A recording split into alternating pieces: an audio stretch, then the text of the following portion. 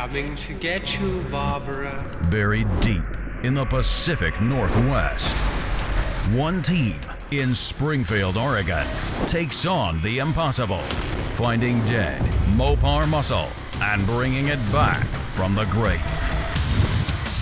Award-winning Master of Mopar, Mark Warman, his cousin Doug, his daughter Allysa, his best friend Royal, his painter Will, his assembly tech Justin, and the rest of the GYC ghouls are restoring, resurrecting, and recreating some of the fastest, fiercest, and rarest muscle cars on the planet. This is Graveyard Cars. All right, just to catch everybody up on our 71 Barracuda project, this is the one that George and I basically built from scratch a couple of seasons ago. The guy who commissioned me to build it wanted a real 1971 Plymouth Barracuda.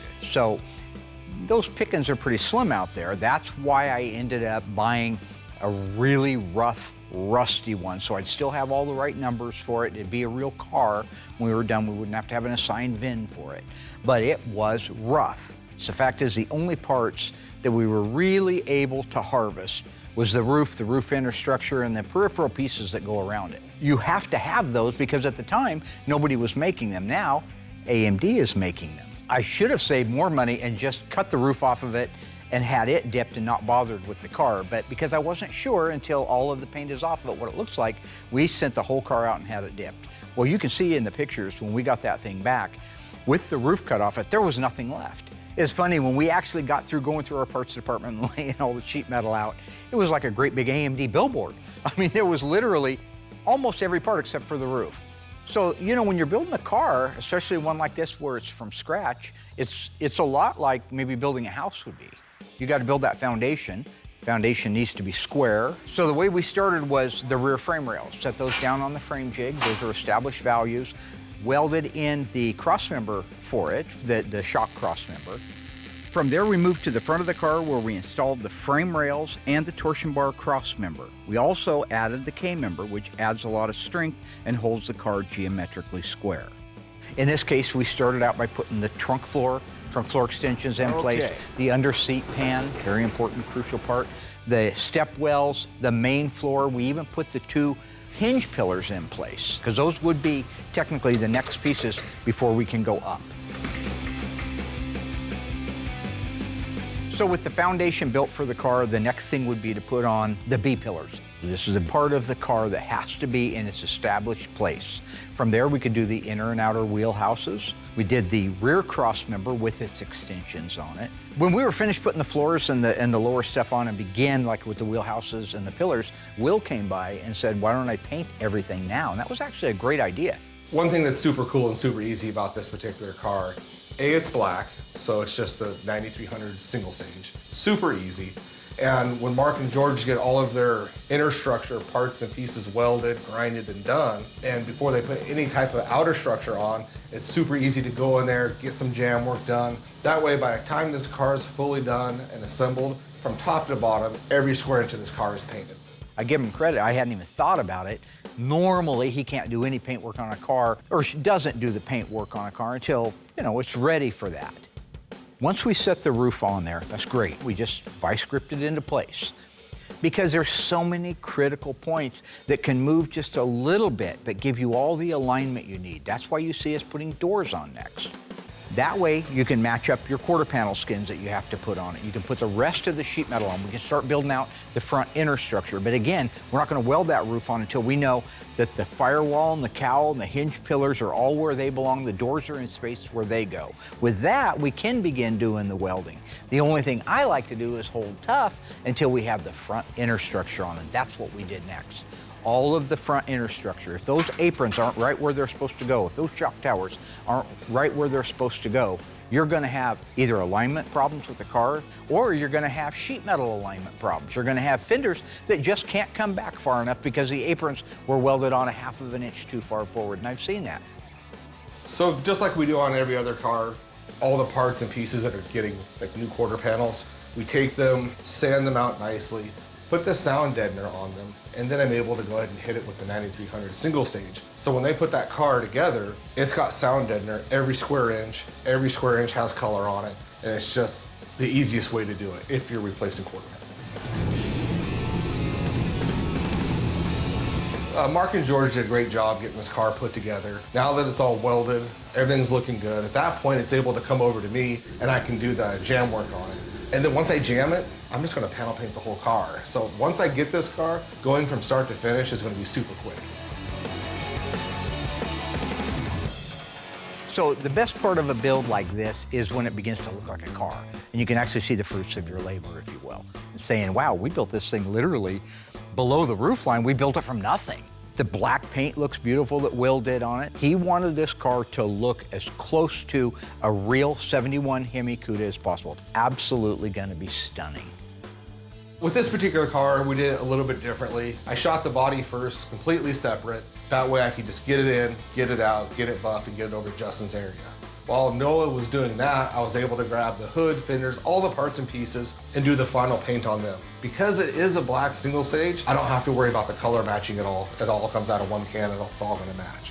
The only thing that you do have to take into consideration is it is 4 coats, and that is a thick product, and you don't want to get it to solvent pop, so you definitely want to give it maybe 20 minutes. Let the car tell you how much time it needs in between each coat. After that, I just kick it over to Noah. He does the cut and buff on it, and then we go over and assemble the whole car, and it's ready for Justin to build. Let's study the facts and learn how Chrysler Plymouth is coming through with the new Barracuda.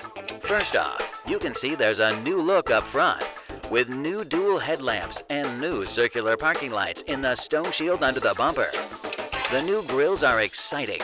Cuda here features a colored grille available in 9 body colors, very unusual. Ventless side glass is a stylish feature which also affords better visibility for driver and passengers. Door handles are flush with the body, adding to the streamlining and convenience to opening the wide doors. Stay tuned to see how Plymouth makes it.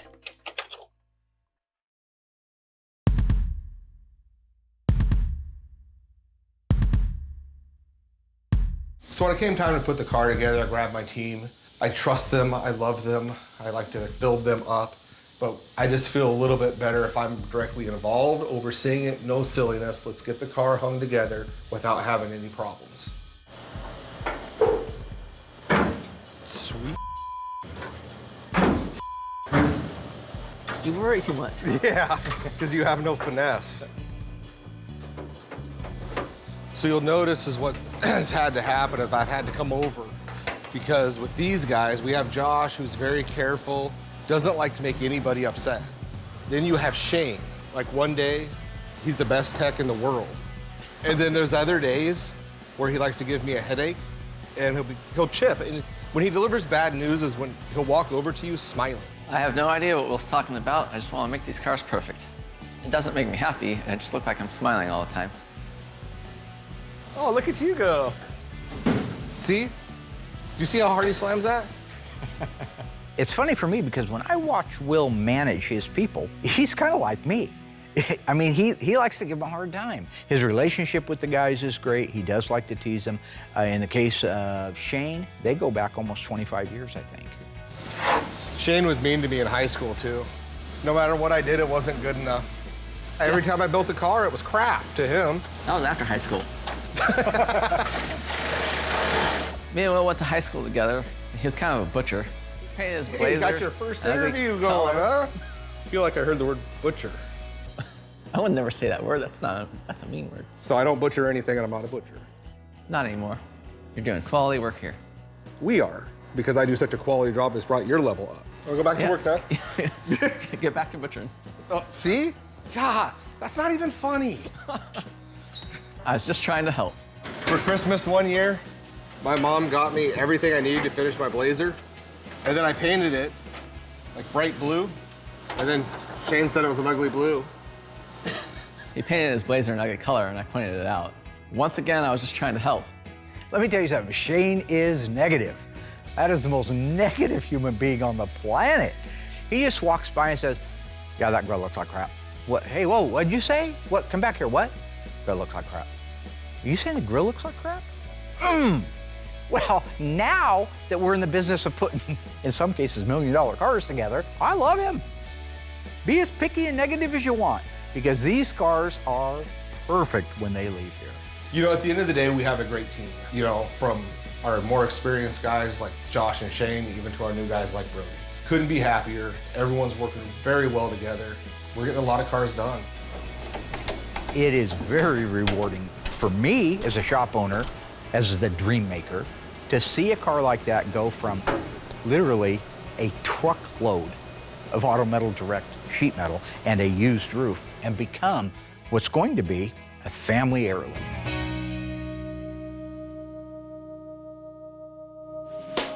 So recently we got in a 1970 Cuda, 440 6-barrel automatic FE5 Rally Red shaker car. Allysa is going to validate the car herself, tell me what she thinks, if she believes it's a real 446 barrel car. Then we'll go from there and we'll find out if it is or if it's not. This is something we have never shared with anybody, ever, the type of real minutia. We're talking the deep down detail where if you were the best of the best in the world and you were gonna pull off a clone or a rebody and sell it as an original, there's probably a handful of guys in the world you wouldn't want to look at that car with no paint on it. I would be one, Tony D'Agostino would be the other, and I can't mention the others because they won't pay me enough money. Obviously, that's why I'm here. What? I'm kidding. Mom jeans? Of course, this was Congratulations. Hated him in the 80s, hate him now. I never understood why the hip line has to be all the way up underneath their armpits. Kowalski. Take a real nice look at Kowalski right there. Who's that remind you of with an afro? Well, you're close. That's Cousin Dougie. Same family, same genes. Go back and watch Vanishing Point when Kowalski's getting ready to drive into the bulldozers and he gets that grin on his face because he knows he's about to end it all. Stop it right there and take a real nice look at Cousin Dougie with an afro. And you tell me that isn't Cousin Dougie. It's not the point of this. It's a 70 Cuda. Let's go have a look at this car. Sounds good. Yep. Let's see what's inside for the driver and passengers of America's most beautiful and sporty car. Barracuda is generously proportioned to accommodate 4 adults in comfort, with a full-width rear seat that's roomy enough for 3. No other car in Barracuda's class has this capacity. The optional console makes the compartment a cockpit, with extra storage space that's always welcome. The locking lever for the door is neatly recessed in the inside armrest, and for 1971, there's keyless door locking from outside. You merely press the lever and shut the door, and the car's locked. It's fast and easy, and you won't lock yourself out of the car, because if you leave the ignition key in the switch, the ignition lock warning buzzer sounds off to remind you.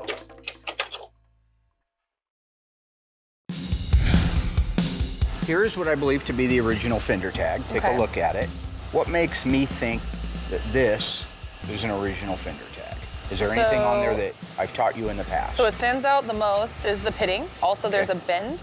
Yep. So there's usually a screw right here, and they're gonna pull it up to paint underneath it and pull it back. So that bend is great to see. Through my loin. I want you to read the vehicle identification number to me. It's BS23. What does that mean? What does BS23 mean? That means that this car started life as a Cuda. Is that right? That's true. Yep, special price class represents Cuda, 70 to 74. Okay, the next one is V0E. What does that mean? The V means that it was a 446 barrel. The 0 is gonna represent the year, so that means it was built in 1970. And the E is gonna represent the plant, which E stands for Los Angeles. So that means this car was built in Los Angeles. How about that, folks? And then it ends with 112159. Which we call the serial number. The serial number. Okay, I would like you to go to this car based on only things that I've taught you in the past and see if you can validate those numbers against the hidden body numbers on this 1970 Cuda. Well, that's easy because you're gonna find this serial number in 2 places on the car. Over the years, I've spent a lot of time with Allysa and tried carefully to teach her, and at times, many times, I felt like she wasn't listening. But this is a great example that a lot of that stuff has stuck. This wasn't staged. When I asked her those questions, Most of the time she thought I was trying to trick her, but she still guessed the right answers on it. She has learned a lot. One of the places is gonna be up here. This number should be the same as this. 112159. So it matches. It matches, all right? So that's great. And where That's do you great. think the other numbers are? In the roof? No. In the tail panel? It's gonna be down here in the core support Down here or in the, core radiator support, depending on who Radiator you're support, talking to. yeah. 112159. All right. So all kidding aside, I want your looks pretty opinion good. now. Does this radiator support, yoke or core support, match the vehicle identification number, serial number, to the upper cowl panel? Now the way you ask me, It wasn't a trick. I don't know, it feels like a Does trick. this part match that But match? it does. It matches, it all looks good. Everything looks legit. So what is your opinion of this 1970 Cuda? Would you It's say a legit 1970 it's a legit Cuda. 70 Cuda? Well, I had already acclimated myself with this car, and I knew what direction I was going, but it was so intricate, and frankly, something we haven't seen before to this level, and I don't want to spoil what it is. You'll see what it is that I'm talking about, but that's why I got Allysa involved. First off, if you just even look at this area in general. Looks like it's been worked. Yeah, you see all the little welds that have been ground down and cut down? That should be a nice pinch weld, a nice pinch spot weld all the way down. If you look down through here, look at those welds that have all been plug welded. That's all supposed to be a real, well, if you look over there, you see, that's what it's supposed to look like. Yep. So I believe that that baffle right there, that little piece there that's welded to this, I think it started life on that apron. I don't think it started life on that. I've trained her on what to look for. She should know if a panel has been replaced. Well, if a panel's been replaced, that's fine. The question is why, and you're gonna see why. So Mark is pushing really hard to get the drivetrain ready for the 71 Hemi Cuda, and the only thing I have left to build is the Dana rear end. And since Hunter is new, I'm gonna go ahead and use this opportunity to show him how to assemble this thing. Good morning, sir. Good morning. You ready to put this thing together? Yes, sir. Okay. So this is a brand new Mosier Dana 9 3/4 rear end. First thing I install are the backing plates. So here's one of these backing plates that you've been detailing for me for quite a long time. So what I've done is installed all the brakes on this. I'm going to show you how this thing works. All right. That's a wheel cylinder. It's going to expand those shoes out, lock the drum, and that's how the car stops. All right. So when I apply the air to the wheel cylinder, it's the same effect as having the brake fluid under pressure. It expands the pistons, which pushes the brake shoes out against the brake drum. So I got the gasket in place here. I need you to hold these bolts in place for me. So we're gonna put this on the driver's side of the Dana rear end here. Gotcha. How do you know it's the driver's side? Well, because this is the front. This is the primary shoe, and this hole is where the park brake cable goes in, and it always goes forward. So Doug's a really good teacher. He's super calm. Just sometimes he gets a little confused. So if I put this on the other side, the brake cable would be going out the back, and it wouldn't look right. Makes sense. Right? Yeah. I mean, it's probably just me though. I want to be real careful when I slide this axle in through the seal because it's a real tight fit. And we've got some real nice sealed bearings on here. So normally we have to replace the bearings on the axles, pack them with grease before we assemble these. But these Mosier axles have sealed bearings, makes for a nice, clean, easy assembly. We're going to line up our gasket and get the plate on it. How you doing back there? Yeah, all the bolts are through. Okay, so we got the driver's side axle in place, so we're gonna go ahead and spin the whole cart and we'll do the other side. Let's see if you've been paying attention. True or false? The 1971 Cuda featured a color-keyed grille, available in 6 body colors. If you think you know the answer, stay tuned after the break. We'll see if you're right.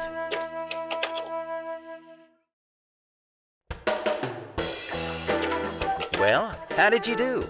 True or false? The 1971 Cuda featured a color-keyed grille available in 6 body colors. If you said false, then you've been paying attention and are absolutely correct. The 1971 Cuda featured a color-keyed grille available in 9 body colors, with enough goodies to turn on and turn up in the winner's circle. Look, shaker hood, 4-speed or torque flight, Hemi suspension, heavy-duty drum brakes, F60 by 15 tires, plus trim items, all standard. The bold look with 60.7-inch rear tread is dramatized by Cuda's black paint treatment at the rear, with relocated backup lights as a safety improvement. Optional rally cluster includes a 150-mile-an-hour speedometer, odometer, tachometer, clock with a second hand, and full instrumentation. All controls floodlighted for convenience and safety. For the king of the road, there's Hemi Cuda. So on the inside here, I believe that everything from the firewall where it meets the floor back is all one car.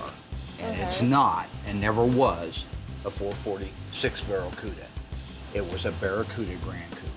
To me, this is really fascinating stuff. Seems like this car didn't start life altogether, and I'm really excited to see where my dad's gonna go with it. Note these welds. How should the cowl and the floor be united? With a pinch weld, you can see the original ones are The like spot maybe an weld. inch or a spot weld, I mean. You see how the factory did it here, because I believe these rails also, see how nice those are? Yeah. Okay, the rails on this car started life on this floor. So what we've established right now is that the front inner fenders and frame rails started life on the same car. It's obvious that they did when you look at the spot welds. The radiator support, at least the upper tie bar that has the numbers in it, did not start on it. Well, that's okay. Cars were wrecked in the 70s. When they were, they went to a wrecking yard. If the part wasn't available, they got a used core support that happened to have a different set of numbers in it, and they welded it on there because numbers didn't matter in 1972. So that isn't shocking. Now here's where things get interesting. The floor started life on those frame rails I just mentioned on the front of the car. But it appears that the firewall didn't. Firewall happens to be the panel that carries numbers in it, so you have to ask yourself, why? The rockers started life on the floor. Floor started life on the front frame rails, but we're having some other parts slipping in there. So what we need to establish next is, what about the roof and the back of the car? Where did it start life? And what do we have right here? And we have holes for a vinyl top. Let's say this car, this 446 barrel fender tag, that it started life with a black vinyl top. Do you remember what the sales code would be for a black vinyl top? So I know it's gonna be V, and then the number is gonna be the color, and then X. So black is what? Is it? V1X. V1X, okay. I can't believe that I'm actually starting to remember the sales codes. Because when I first started working with my dad, I mean, everything was so foreign to me. Show me a V1X on that fender tag. I only see one code at all with V, and that's the V0E, which we know isn't referencing that. So Right, no, I that's don't the engine see. in that. Would it be on the top line? It's in alphabetical order, so it would be at the very top line, yes. Okay, then no. This No V1X? Nope. What color is the car? What's the Car's paint code? red, so it's gonna What's the be tag? FE5. Right, and then the second notch up, Is also FE5, which means the top, color. body color. and they never had a red vinyl top available? No. Right, so? Holy cow, this roof section didn't even come on the same car as the fender tag. I did not see that one coming. So Did that this means car this car start should just be life- painted, right? It should It all should just be painted all one FE5. color, monochromatic, if you will. Yeah. So that means that we shouldn't have holes for a vinyl top on it. This Grand Coupe Had a vinyl it had a top. vinyl top. Wasn't mandatory, still optional. So I'm not Okay. saying it was mandatory on there, but this car, wherever its little fender tag is out there in La La Land, it had a vinyl top.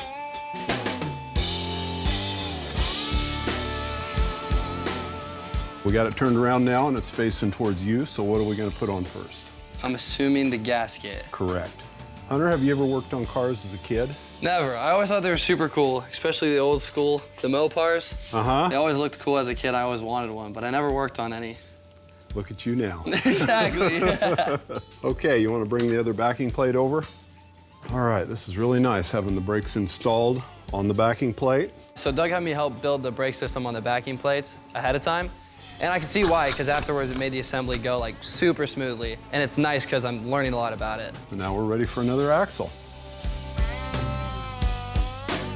So first we want to make sure that the body panel that I'm about to talk about started life on this shell. We've established that the shell itself is a Grand Coupe. Correct. So here's the rear body panel. Here's the trunk gutter, which welds to the quarters, which makes up the shell. Do those spot welds all look pretty original and unmanipulated to you? I would say yes. I would say yes, too. So here's gonna be the key part of this entire thing. We know that the front frame rails were factory welded to the floor that is in this car, and those are welded to the rockers. That's big structural stuff. That's big time stuff. We know that the core support is off of another car, and it would appear that the firewall is off of another car, which both of those items, the core support and the firewall, both happen to have the hidden body numbers in them. What does the back of this car look like? Did it start life on the same floor pan and under seat pan, meaning is everything from the cowl back one particular car? We need to find that out. Which of these two emblems would you expect to see on the back? Barracuda. The Barracuda, not the Cuda. Right. All right, take a look real close here at this rear body panel. You see that change in color looks like? Looks like they filled in a hole. Looks like they welded up a hole. Yep. Actually, the other day I took a flashlight in there, turned out the lights, ran it on it, and you could actually see the light? pinholes in the welds. Okay, so what's strange here is that it appears that the quarter panels, the roof, the floors, the rear body panels all started life on the same car, but that car appears to be a Grand Coupe. The dash VIN and the fender tags say it should be a Cuda. So there's something strange going on here. So that means, did it have this emblem on it? No. Which, by the way, the 70 Cuda emblem is double-sided tape. The 3M tape. So if you look at Jim Roots, which we will in a minute, there's no evidence that there's anything on Ever there in a except hole. double-sided tape. I've got a car out there that still has some of the double-sided tape on it to prove it. Here's a real Barracuda emblem. I happen to actually get off of a Grand Coupe, which is Still cool. has the red on the back? Right. Take a look. Is there any chance that those 3 holes, It like matches up perfect. see what I'm getting at? Yeah. Somebody's welded all those holes up and they put a double-stick Cuda emblem on there. But there's more evidence. Because it's a Grand Coupe, this is the Grand Coupe crest. Okay. It goes over the trunk lock cylinder, and you slide it over to the As soon as you side. put it up, there's up. You'd slide it over the side. Now, Dougie still has his little leather pouch that he used to keep in his left rear pocket. And he'd pull that pouch out, and he'd shake it free until he had the trunk key out, because he's a southpaw. And he'd reach over there with his left hand, he'd slide. I always thought it was just the coolest. This is such a weird thing, but everybody remembers different things from when they were a kid. I love watching him switch that out of the way and go in there and put the key in. That is true. I did do that. In fact, I think I still have those keys after all these years. Oh my gosh, look at that. After all these years, I still have those keys. I love it. Yeah. Wish I had the car. It needs a great big hole for that. Yeah, I mean, And you can two see it little right here. holes for that. And you can see the big hole here. You can and see the this one small one there and the small one there. So when I put that up there, I actually went out back the other day just to make sure to an original Grand Coupe and plunked this right in those holes. This is the kind of experience that I was hoping someday to be able to share with Allysa, and this is a great example of it. Somebody welded up the rear body panel, like I said, where the Barracuda emblem was, where the crest was. The experience is invaluable. Mandatory on all Cuda models in 1970 and 1971 was M88, Michael 88. Do you see an M88 on there anywhere? Oh, okay. M88, yeah. Right. That's called the rear body moldings. I call it a racetrack molding. On a Cuda, they come right along here. These would hold this little thin stainless steel molding. You couldn't get that molding on any other model but a Cuda. Okay. If you ordered a Grand Coupe, you got quarter finish moldings. A Grand Coupe has a molding that goes on the end of the quarter, a little eyebrow molding, all right? The Cuda doesn't use that. The regular Barracuda doesn't use that. The Grand Coupe uses that. If you look at these quarter panels, where those moldings potentially would go if it was a Grand Coupe, 3 holes welded up each side. I went out back and I double checked against a Grand Coupe. Everything that I have that's Grand Coupe fits perfectly in that car. Barracuda emblem, Grand Coupe crest over the lock cylinder, and those moldings. I am sure that the back of that car is a Grand Coupe, and I am sure that somebody went to great lengths to make sure it didn't look like a Grand Coupe. New, now, Barracuda. Here's what it's all about. Long, sleek hood, short rear deck, the look of power. The standard Cuda mill is the 383 4-barrel, 335 horsepower V8 of Roadrunner fame, with 4 great power options. There's the 340 4-barrel, the 440 4-barrel, a 440 with 3 2-barrel Holly carbs, and the topper, the 426 Hemi. Plymouth makes it. All right, so once Allysa and I had made it all the way around the car, we even looked at the bottom side of it. We didn't have time to share all that with you. I wanted her, just one more time, even though she's seen it before, I want her to see what all the areas that we're saying have been compromised, where welding has been done and panels have been changed. I wanted her to see an unmolested, original version of it. The best one we have just came back from the Dipper. It's Jim Root from Slipknot, cool guy. It's a 70 Cuda. His car is a very, very nice car, very solid car, very pure car.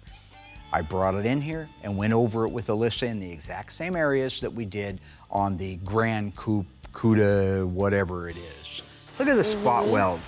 You can just tell nobody's ever been there. This is just as pure as they can come. It's absolutely beautiful. You go to that one. Now again, that one still has the original aprons on it, so it looks like this. They're a little ugly, but they're factory ugly. Yeah. As it makes a run down there, how sanitary everything is. Everything fits the way that it should fit. Wow, when you see how the panels are assembled from the factory and how clean everything is on Jim Root's car, you can tell that the car that we're looking at now has some serious issues. Same thing now. Take a look at where the firewall meets the floor. See that seam across there? Mm-hmm. All spot welded, no big blob welds marrying the two together like our other car have. Right. This pan right here started life on that firewall, which started life on that core support, which started life on the front frame rails, started life on the core support. The last thing I wanted to show Allysa was the rear body panel. Do you see any evidence that anything's ever been welded there? Nope. How about here where the Barracuda emblem went? Nope. No holes for that, because it probably had the Cuda, which has the double-sided tape. So, see here where there's any signs of a Grand Coupe molding on that quarter? Nope. The only thing you see are super sanitary, even more sanitary than those, holes for the M88 rear body panel molding. Right. That's because the car is a real Cuda. All right, so at the end of the day, it was obvious to me, the fender tag and dash VIN call it to be a 1970 Cuda 446 barrel automatic. Unfortunately, didn't start life on that body. It's what you would call a re-body. Re-bodying is where you take a car that's rotted, and you've seen them. I've showed you cars that are rotted beyond repair, even for graveyard cars, but they still have a fender tag, they still have a dash VIN, they still have a title. Then they go out and find a similar car to it that survived pretty darn well because it was a 6-cylinder car or it was a 318 car. They go out, buy that car, cut these numbers out and put them in there. That's a normal rebody. This is much more extensive. This has an original firewall, upper cowl panel, and core support off of a 446 barrel grafted into a 70 Barracuda Grand Coupe. This has been so educational for me. I'm so grateful I got to walk around this car with my dad. I know that my dad is really knowledgeable on Mopars, but for him to be able to look at a car's original DNA and be able to tell you what engine, what transmission, everything about the car just by looking at the shell, that's amazing. I had a nice conversation with the owner. I explained it to him. I said, listen, we can stop right now. I'll give you back whatever deposit we haven't used on the car. No harm, no foul. I'll even help you put it back together again. You can put it on eBay or whatever and just sell it as is.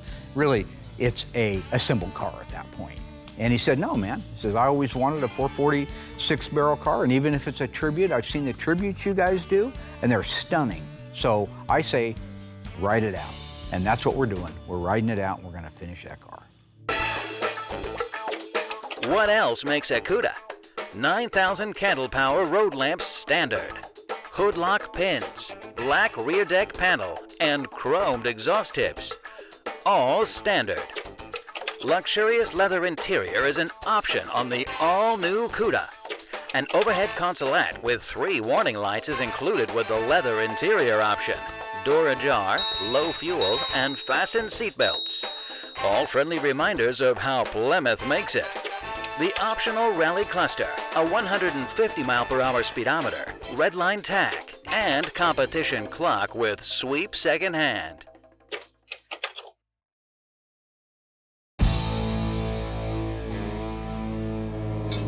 Goes in this way.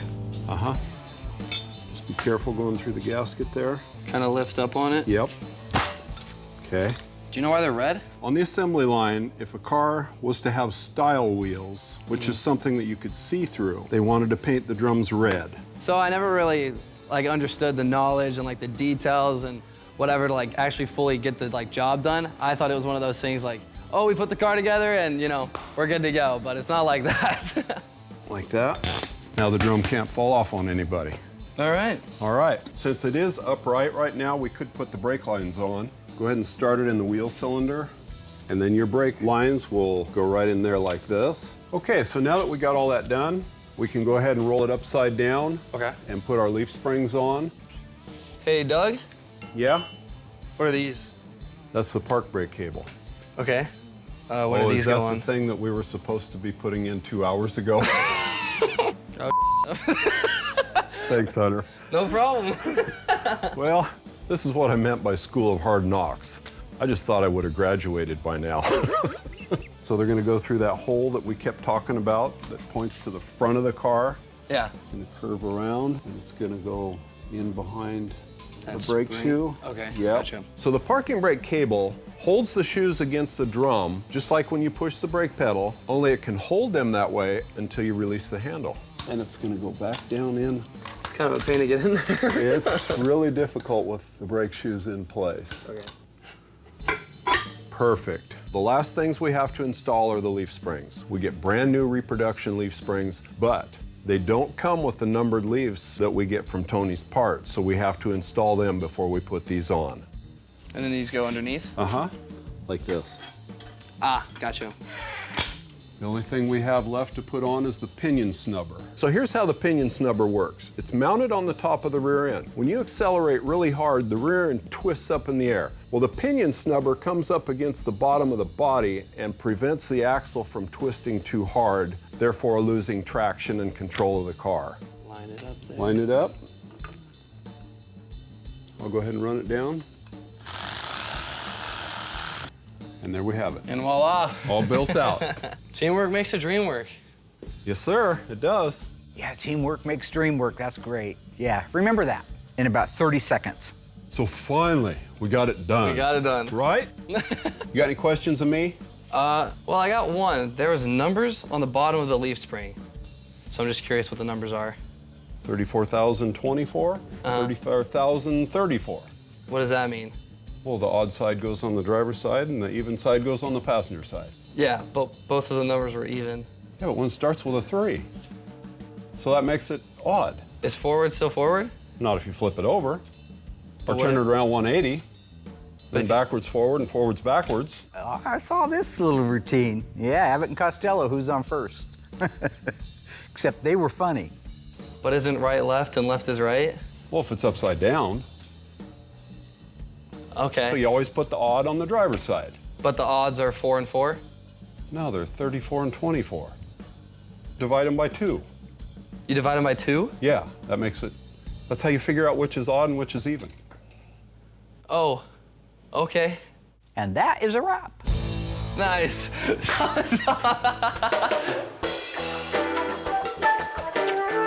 Let's see how many of you have been paying attention. Which of the following engines were not available in the 1970 Cuda? The 318 2-barrel, the 446 barrel, or the 426 Hemi? If you think you know the answer, stay tuned after the break and we'll check your scores.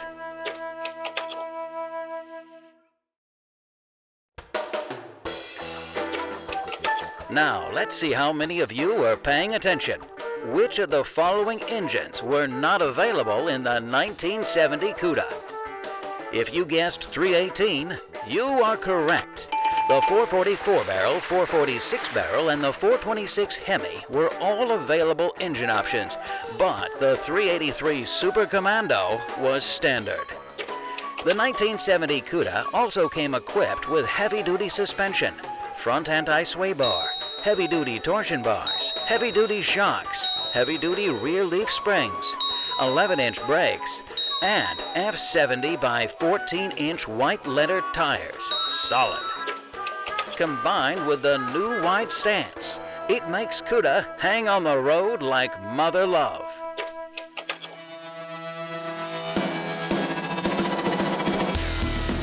This is a second-generation Hemi, no doubt about it. You cannot mistake those valve covers for anything in the world. That is a second generation, or the Elephant 426 Hemi. That's what the owner wanted. Well, let me show you what I think probably is the coolest thing modern world technology has to offer one of these old cars that I didn't even know about until I started building this system out. Hemi Cuda shaker bubble with all the goodies, all the fixings on it, the weather strip, everything in place. Original pulleys, power steering, water pump, crankshaft, alternator. All those are the original components you see on a 66 to 71 Hemi. Correct date-coded marking upper radiator hose. Correct date-coded and markings lower radiator hose.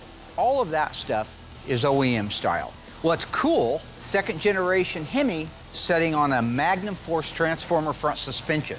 Got the old school Hemi going along with the new school technology. So now, power, rack and pinion steering, just like a late model car would have. Got an 1.25" front sway bar with nylon bushings. Look at the actual K-member itself.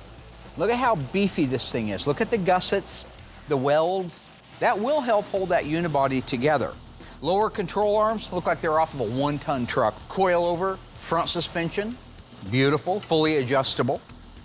We're still running OEM spindles, rotors, and calipers off of what would be a 71 Cuda. As we move to the back, again, everything at a glance is OEM 71 Hemi Cuda, except that transmission. That is the Silver Sport A41 automatic transmission, which is electronically shifted. You'll want to take a second and write that down. The best part, the part I've been keeping a secret, I'm going to lift the base plate off. These are not Carter carburetors. This is Edelbrock electronic fuel injection using throttle bodies that with these two spacers, we can run a stock shaker setup on a 71 Hemi Cuda. So when you're driving that car down the road and somebody says, hey, there goes a 71 Hemi Cuda, look at that shaker, mandatory on all Hemi cars. Only on the Cudas, not on the Challenger, by the way. You can say, I had no idea. When they take that thing off and you see that it's got modern day electronic fuel injection. That was a neat call on the owner's part. I actually pushed back, I didn't want to do it because I don't like to learn new things. Part of my charm, I like to do things the old fashioned way. But this was a really neat exercise. I'm looking forward to firing it up and hearing it run. So Mark came and got Hunter and I to help with the installation of the drivetrain in this car. And this is really good experience for Hunter to learn how to install these. I was really hoping we could leave the shaker on there, but it's too tight. In between those fender wells and the aprons, it's just too tight, so I had Doug take it off so we could get that thing installed. So I thought this was going to be a really tight fit with a lot of wiggling. But this thing went in with hardly any interference at all. What a miracle. Once we get the Magnum Force K-member up against the frame rails, we align it, and then all we have to do are put in the 4 bolts and the rest of the hardware. Let's put some wheels and tires on. You like wheels and tires, don't you? I like wheels and tires. All right, I'll raise it up. Okay. He-Man. No He-Man here. No? All right, get some lug nuts out, Mary. Okay, okay. Alice. Alice? What's that mean? Why you call me Don't you have Mary? a restaurant? Alice has a restaurant. You're Alice. That's the whole point. Yeah, isn't there a song about that? Cross tracks, about 500,000 miles from the railroad track. Yeah, those are the lyrics. Yeah. Those are exactly. Just walk right in, it's around the back. Just a 1/2 mile from the railroad track, and you can get anything you want. It's your cousin Dougie. So once we got all the suspension in the car, we were able to lower it down, put those gorgeous Krager 5 spokes on it with the BF Goodrich, roll it out into the middle of the shop, and voila.